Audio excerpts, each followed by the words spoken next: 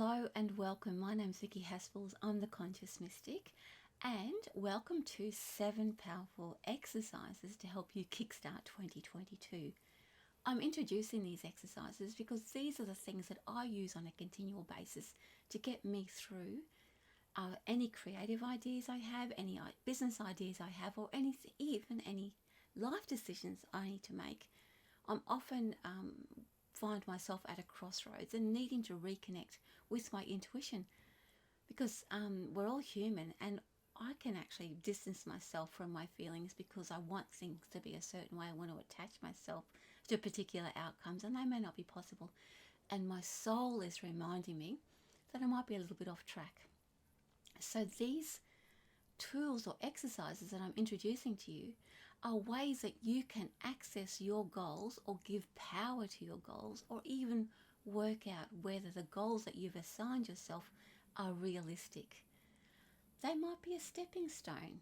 So anyway, I'm going to go through these little exercises one by one, give you some context, and you can have a read through them and also do the exercises or even source out the resource material that I've used in order to use the practices and give them some sort of context for you. So the very first one is about getting clear. I had done this type of work. It happened organically, to be honest, and then I found this book that absolutely explained the process step by step, and I thought, I'm marrying these two together and using it formally in a way that I can actually help me to focus on where I'm heading. The book I'm referencing is called It Works by R.H. Jarrett, and it was written in the 1930s, so the language is a little bit old-fashioned. However, the premise is sound. You can write your list. This is very simple. You write your list, you look at your list twice a day, and then you trust that the universe, or the divine intelligence as they call it, is actually going to help you access the opportunities or recognize the opportunities when they turn up.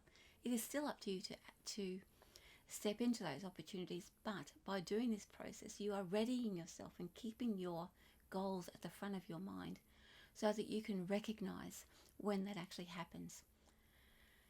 It's very simple, it's very powerful, and sometimes I've even done it where I've written my list and forgotten to go back to it, and when I find it about 6 weeks later, I find that more than half of those things have actually realized themselves. The reason it's different from manifesting, because I believe, my personal feeling about it, because when I tune into it for myself, is that these things are already on our radar. They're already part of our timeline, and at particular points in time we are tweaked or opened up to start realizing or becoming that goal or that dream. And that's why it becomes like an urgency or a feeling inside of us, like a real driving force. So this just helps us to feel better about that goal, or better about that thing that we know it's coming towards us, and we can be a participant rather than a bit like a pinball machine. So as I said, very simple. Write your list, look at your list twice a day, and trust. You don't. Also, there are other things that you don't talk about it to anybody. You just keep that to yourself, and then you trust that that's actually going to start taking care of itself.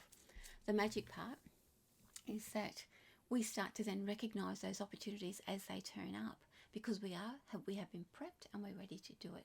I liken it to when we are looking for a particular make and model of a car that we've never driven before or looked at. We've never seen them anywhere.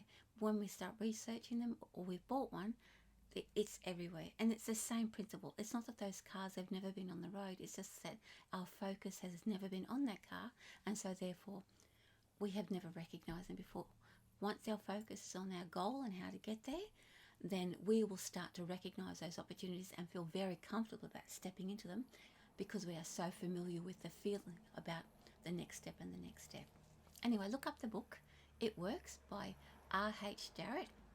It's a very simple read, a very easy book to access, and I guarantee you that if you follow those little steps or those little exercises, you'll start to realize your dreams or your goals and also adjust them accordingly. Okay, So number 2 is future visualization. This is part of the soul recall, past life regression therapies that I use, or facilitations that I do as a facilitator or moderator. This is part of my sessions, or part of the work that I do. I often find that, and I do it even within readings, a little tiny walkthrough or step through of the future can actually give a peace and comfort to the stress or the upheaval that's happening in the here and now. It gives us a sense of contentment that everything will actually start to work out and unfold in the way that it's meant to. It doesn't always give you all the direct answers or the direct visualization that you need. However, it does bring a sense of peace and contentment, that even though everything is upheaval and doesn't make sense right now, it gives you a sense that it's all working for you and heading in the right direction. The future visualization walk is a little guided meditation I've given. There is actually a link to it in the blog that you can use to walk through and visualize your future. All you do is that you allow yourself to just relax, follow the guided meditation, and walk yourself into, I've used 6 months, 2 years and 5 years.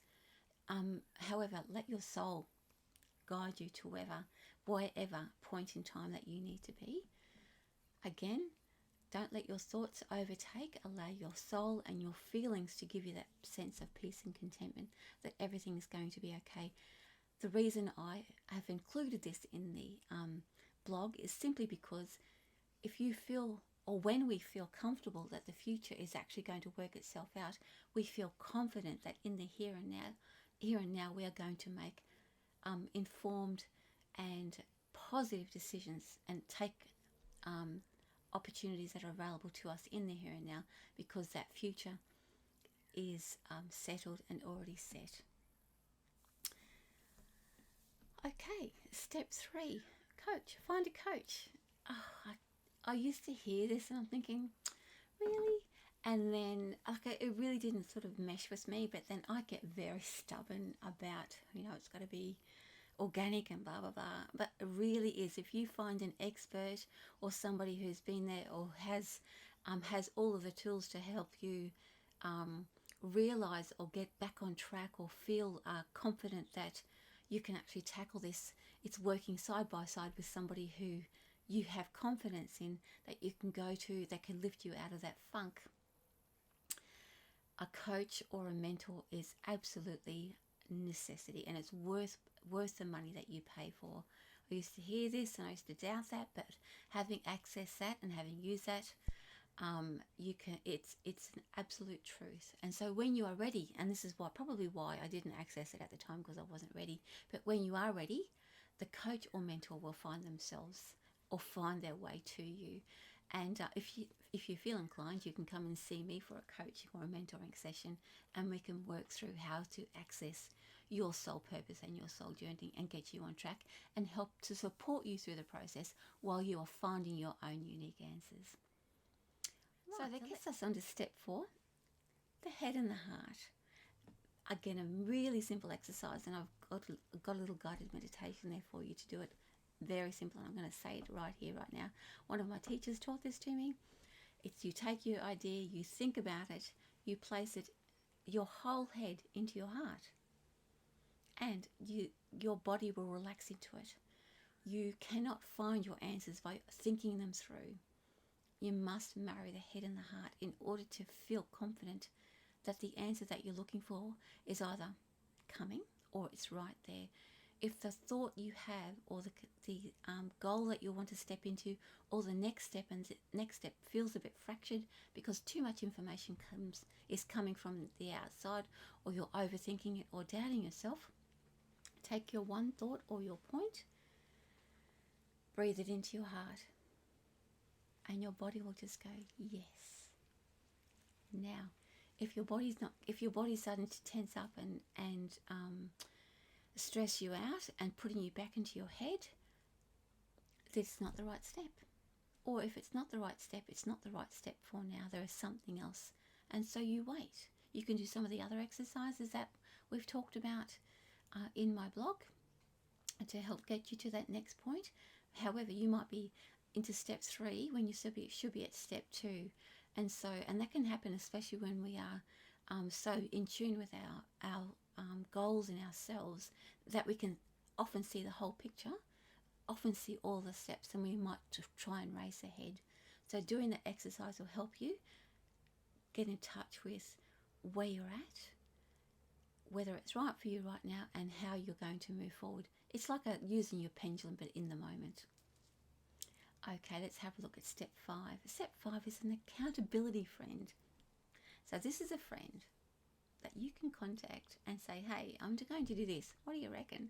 And that friend is honest enough to say to you, no, that's not okay. Or they'll give you some feedback that says, you know what, it sounds to me like you are not connected to your reality right now, or that it's not for you, this thing. I can tell from your like your mannerisms or your speech. This is a friend who's going to help you and call you out. It's not a friend who is going to just tell you what you want to hear or put you down. You don't want that gaslighting friend either. You just want a friend that you can just in the moment message or say, hey, what do you reckon about this? And they'll tell you yes or no, whether you're fooling yourself or not. And oftentimes these collaborations work out both ways, because you can each bounce off each other as you access your friends and say, hey, does this sound okay or not? They can then access or connect with you and help them out. As I said, all friends together. So exercise number 6, or tip number 6, and this is emptying the trash. And again, this is another wonderful resource that was taught to me actually, and it wasn't something that I'd ever tried before, but it makes so much sense. And this is an exercise called The Morning Pages by Julia Cameron.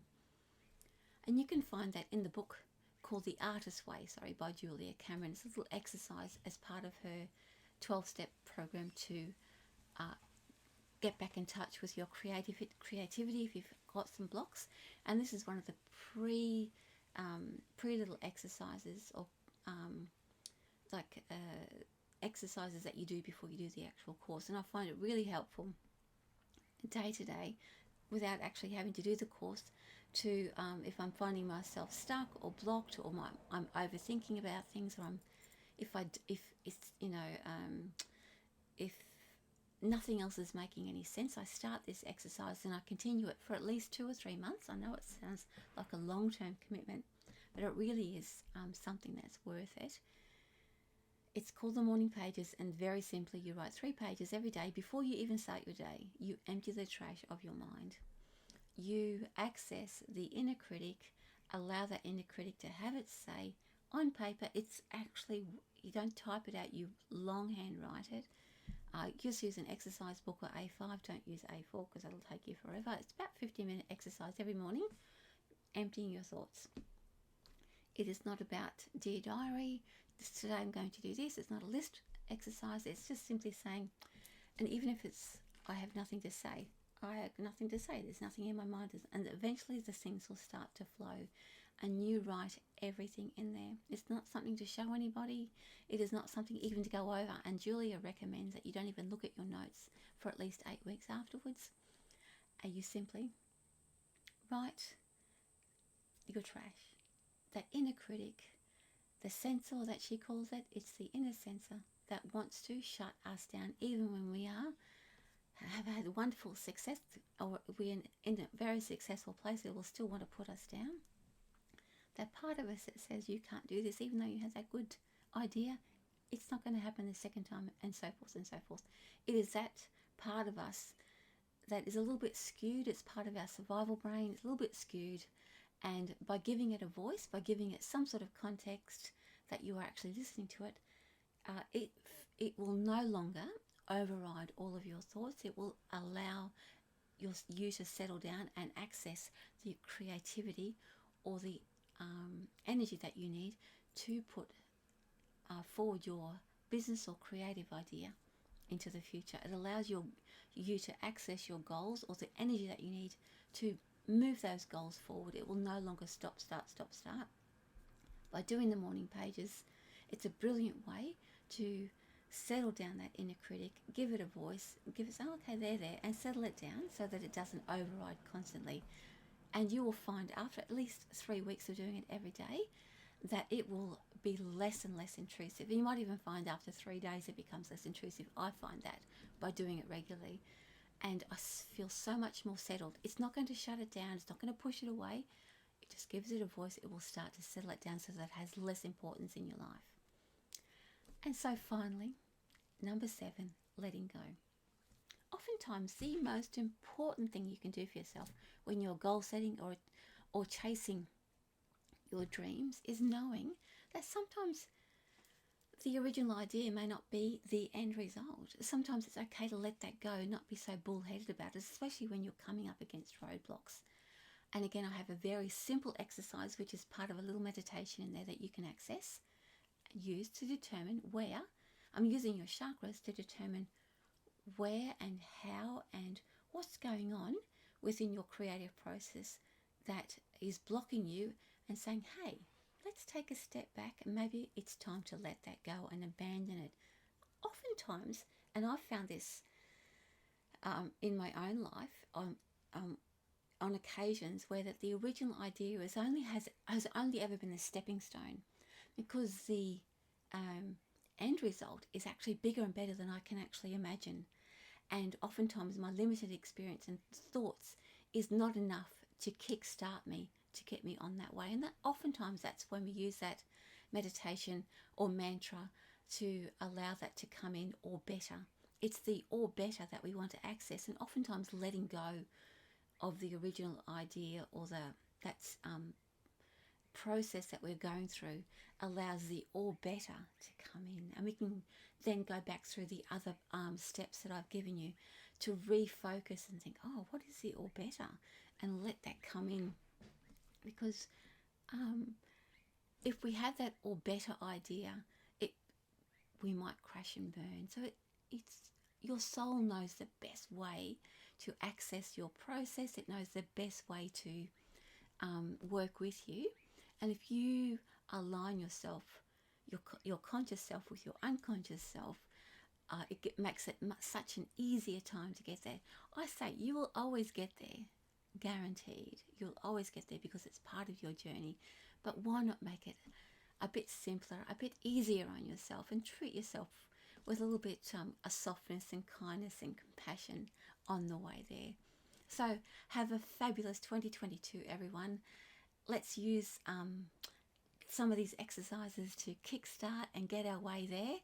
And good luck with everything. And, just go for it. Just go for it. Jump in that driving seat and just do it. The time is now. 2022 adds up to 6. It's a time of peace and harmony, bring everything together after all the rubbish that's been happening. And we can actually make it actually work for ourselves and launch ourselves into the next couple of years. Anyway, with love from me to you, I'm Vicki Haspels, the Conscious Mystic. Mwah. And all the best.